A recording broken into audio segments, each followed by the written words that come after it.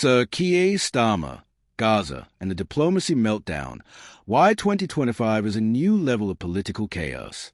Ever watch a political argument spiral so wildly that you start to wonder if you're seeing peak satire or the actual news? Well, buckle up, because Britain's latest diplomatic dust-up has all the makings of a Netflix dark comedy, except it's real, and the stakes are life and death. If you think international politics was already a minefield, let's just say 2025 has found a way to make it even messier. It all began innocuously enough.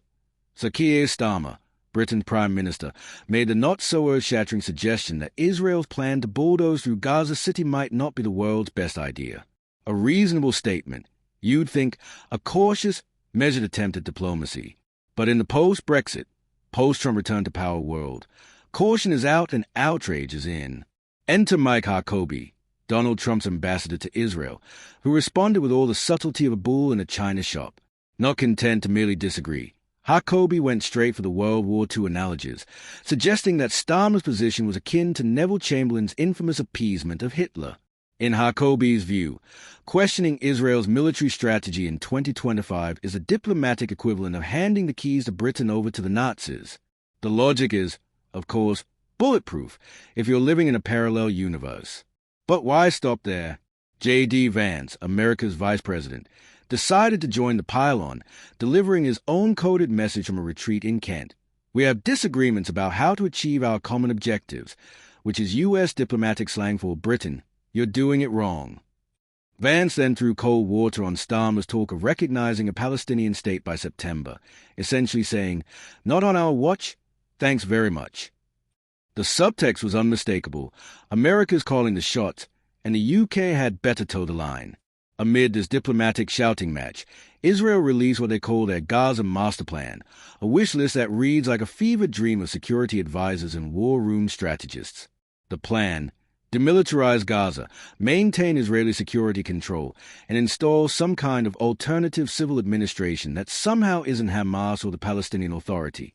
It's a diplomatic equivalent of wanting your cake, eating it, and then demanding a second dessert.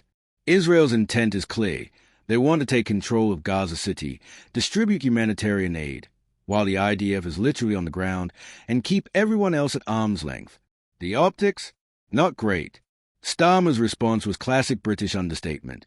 He called the plan wrong and asked for more humanitarian aid. Huckabee, meanwhile, dialed up the outrage to 11, throwing around references to World War II bombing raids and war crimes on social media. Because nothing says measured diplomatic discourse like invoking Dresden during a Twitter spat.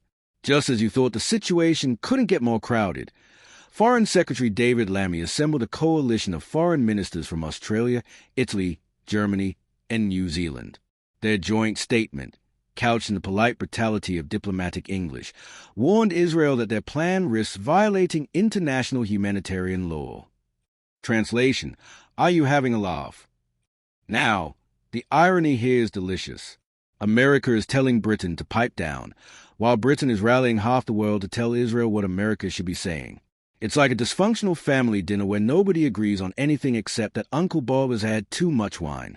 Even the United Nations Security Council, overwhelmed by the sheer chaos, had to postpone its emergency meeting by a day. When the UN needs a timeout to process the drama, you know things have gone completely off the rails. This diplomatic car crash is about far more than just Gaza. It's a high-stakes test of Britain's place in a world where U.S. power is back to America first. Israel is running its own playbook, and nearly every Western capital is talking past each other. Starmer is caught in an impossible squeeze. Keep the special relationship with the U.S. alive, or risk looking like a White House doormat to voters who are tired of Britain being told what to do. The bigger question is whether Britain can maintain an independent foreign policy in this new world disorder. Are we forever doomed to be the polite mediator, the designated driver at a party where everyone else is getting smashed on their own rhetoric? Or is it time for the UK to draw some lines and assert itself, even if the price is a few bruised egos in Washington and Jerusalem?